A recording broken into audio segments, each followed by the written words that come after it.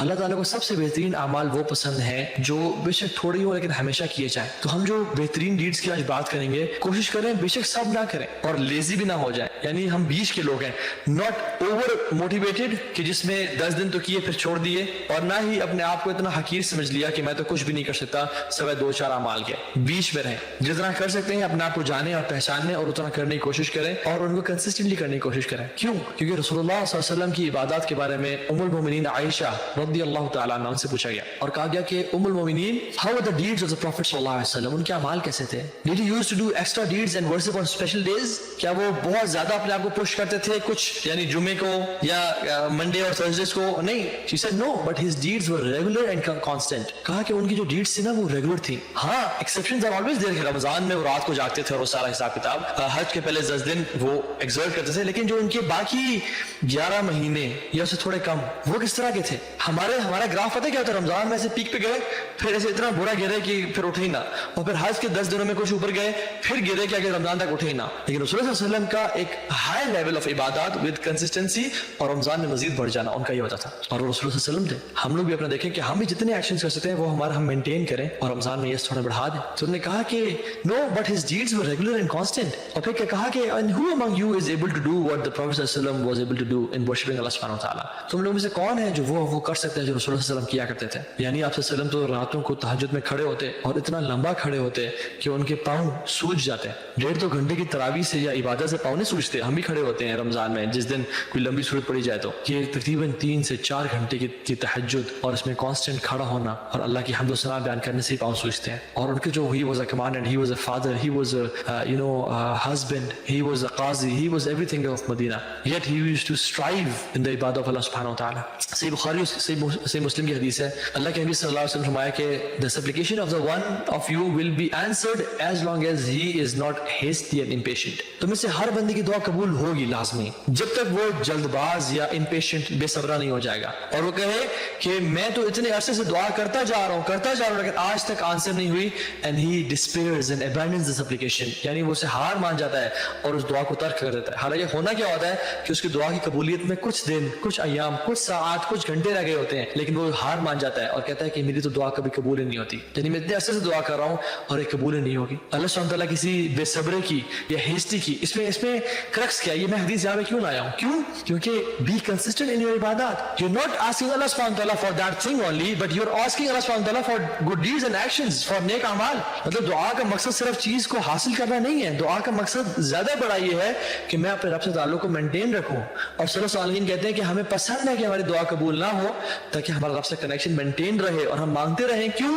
क्योंकि जब हमारी दुआ जल्दी कबूल हो गई, हमने दुआ मांगना ही छोड़ दी और हमारा ताल्लुक अल्लाह से टूट गया। सुभान अल्लाह, उनकी ज़हन, उनकी सोच कैसे थी? अल हसन बिन अली बिन अबी तालिब रज़ियल्लाहु तआला अन्हु वो कहते हैं कि जब भी तुम में से किसी को देखता है, when Shaitan looks at you and sees you persistent in your obedience to Allah subhanahu wa ta'ala, he will do his utmost to deceive you. If he sees you that you are still persistent, he'll give upon you and he'll leave you. He'll give upon you and leave you. However, if he sees that you're altering between this and that, then he will have hope in you. Allahu Akbar, कितनी deep बात है।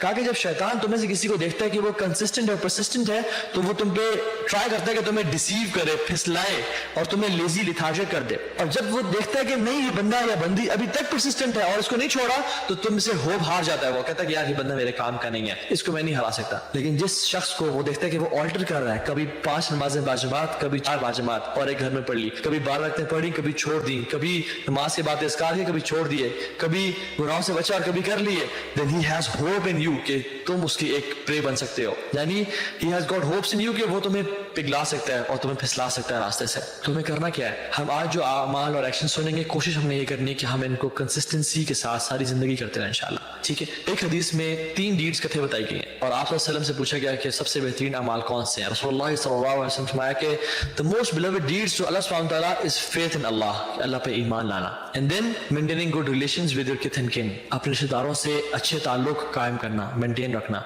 And then enjoying good and forbidding evil, नेकी का हुक्म देना और बुराई से रोकना। यानी इसमें रसूलुल्लाह सल्लल्लाहु अलैहि वसल्लम ने 3 बेहतरीन एक्शंस बताए। और ये क्यों बताए? क्योंकि जो शख्स पूछ रहा था वो नॉन मुस्लिम था और उसने सबसे पहले सवाल किया कि क्या आप अपने आप को इमेजिन करते हैं कि आप अल्लाह के रसूल हैं? तो उन्होंने कहा जी मैं अल्लाह का रसूल हूँ। और फिर उसने पूछा कि अल्लाह ताला को सबसे बेहतरीन अमाल कौन से लगते हैं? तो इसलिए आपने फरमाया कि अल्लाह पे ईमान लाना, क्यों?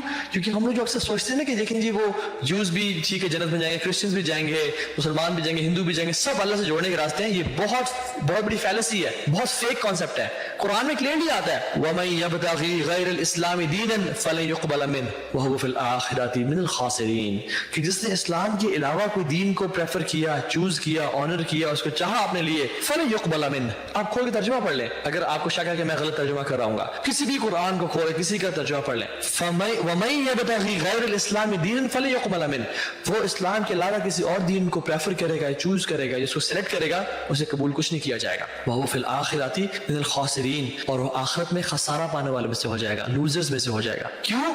एक और जगह तो कुरान में इन्न दीन इंदल्लाहिल इस्लाम, बेशक दीन जो है वो अल्लाह की नज़र में इस्लाम ही है। पूरा अगर कुरान आप खोल के देखें तो समझ ही आती है कि जो अल्लाह पे, रसूलों पे, किताब पे, अल्लाह के नबी पे ईमान लेके आया वही तो कामयाब है, इसके अलावा कोई इंसान कामयाब नहीं है। हाँ, एक दो आयात में आता है कि जो अल्लाह पे आखिर दिन पे ईमान लेके आया, चाहे वो यहूदी या नसारी हो, वो जो है ना वो पार हो जाएगा। लेकिन उसकी जो तशरीह है वो कुरान ने अपने अंदर बार बार की कि अल्लाह पे ईमान लाने का मतलब क्या है कि जो अल्लाह ने अपना रसूल भेजा उस पर भी ईमान लेके आना, ये अल्लाह पे ईमान लाने का मतलब है। अल्लाह पे ईमान लाने का मतलब क्या है कि जो अल्लाह का कलाम है, जो अल्लाह की स्पीच है, जो कुरान मजीद है, उस पर भी ईमान लेके आना। अल्लाह पे ईमान लाने का मकसद है कि अल्लाह के भेजे हुए तमाम अंबिया पे ईमान लेके आना। हजरत ईसा भी अल्लाह के नबी थे, मूसा भी अल्लाह के नबी थे, हारून भी थे, आदम भी थे, शीस भी थे, नूह भी थे।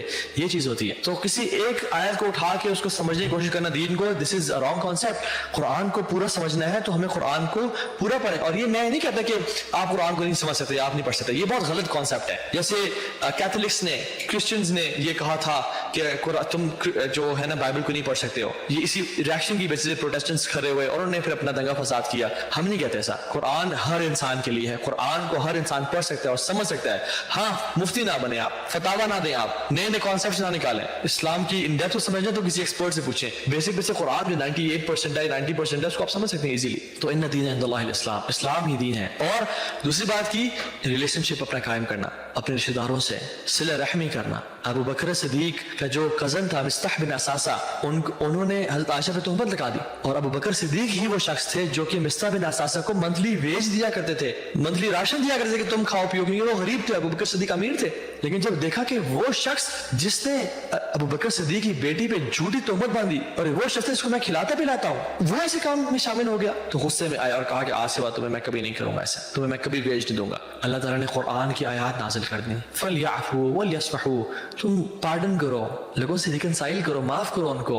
अला तुहिब्बूना अन यग़फ़िरल्लाहु लकुम, क्या तुम पसंद नहीं करते कि अल्लाह भी तुम्हें माफ कर दे? अबू बकर सिद्दीक रोने शुरू हो गए, कहा बला या रब, मैं चाहता हूँ। और फिर मिस्ताह बिन असासा का जो मंथली वेज था वो जारी कर दिया। अल्लाह की फरमाया इस्महू यस्महु लकुम, तुम लोगों को माफ करो, अल्लाह तुम्हें माफ करेगा, तुम्हें माफ किया जाएगा। यानी किसी भी रिलेशनशिप से इतने अपने हालात खराब ना कर लेंगे तुम सलाम ही ना कहो। अल्लाह की फरमाया बुल्लु अरहामकुम वलौ बिस्सलाम, अपने जो अरहाम है ना उनके साथ जोड़ के रखो, बेशक सलाम ही के जरिए ही, कम से कम सलाम ही किया करो उनसे। और सिला रहमी है क्या? सिल मन क़ताअक, तुम उससे जोड़ो जो तुमसे तोड़े। वाती मन हरमक, उसको अता करो जो तुमसे रोके, जो तुमसे छीने। वाफू अम्मन ज़लमक, उसको माफ कर दो जो तुम पे जुल्म करे। यही तो सिला रहमी है। आप मुझ पे एहसान करें, आप मुझे गिफ्ट दें, मैं आपको गिफ्ट दूं, आप मेरे साथ भलाई करें, मैं आपसे भलाई करूं, ये तो एहसान का बदला है। हल जज़ाउल इहसान इल्लल इहसान, क्या एहसान का बदला एहसान नहीं है? ये तो एहसान का बदला है। सिला रहमी क्या है कि जो तोड़े उसे जोड़ो, जो जुल्म करे उसको माफ करो, जो रोके उसको अता करो।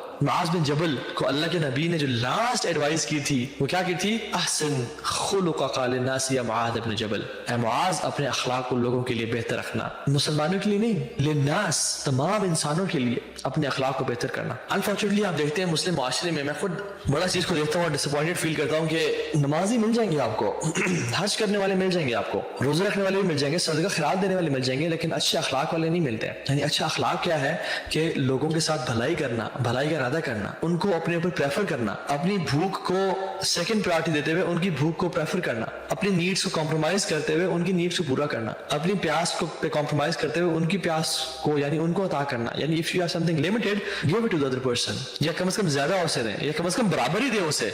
हमारे पास क्या है? जितना ज्यादा मैं समेट लूं, जितना ज्यादा अपने पास ले लूं। ला इलाहा इल्लल्लाह। सही बुखारी की हदीस है, the one who severs the ties of kingship, the ties with the relatives will not be among the first ones to enter paradise. جو شخص صلہ رحمی نہیں کرتا اور اپنے رشتہ داروں سے توڑ دیتا ہے وہ پہلے لوگوں میں سے جنت داخل نہیں ہوگا. Rather, this person will enter hellfire after being tortured in the hellfire if he dies as a Muslim. اگر اس نے صلہ رحمی نہ کی اور اگر رشتہ داروں سے توڑ کے رکھی تو پھر وہ جہنم میں غوطے کھائے گا اور جلتا رہے گا اور پھر جنت میں جائے گا اگر وہ مسلمان ہوا تو. اللہ اکبر. صحیح بخاری کی حدیث ہے. ایک اور حدیث میں آتا ہے کہ جس اعمال کا جس نیکی کا سب سے پہلے اجر اللہ تعالیٰ عطا کرتے ہیں وہ صلہ رحمی ہے. اور فرمایا ایک اور حدیث میں کہ جو شخص چاہتا ہے کہ اس کا رزق وسیع ہو جائے. ہمیں سے کون نہیں چاہتا کہ ہم بیلینئرز بن جائیں؟ ہمیں سے کون نہیں چاہتا کہ ہمارے پاس بڑی گاڑی بڑا بنگلہ بڑا کچھ آ جائے؟